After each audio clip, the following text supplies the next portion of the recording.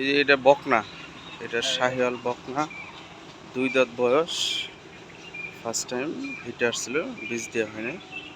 খুবই ব্রাহ্মা বীজ দেওয়ার জন্য এই গরুগুলো দরকার।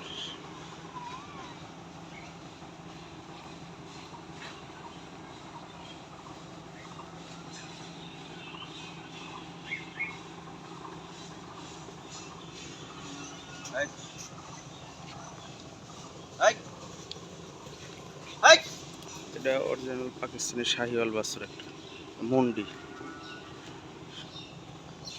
মুন্ডি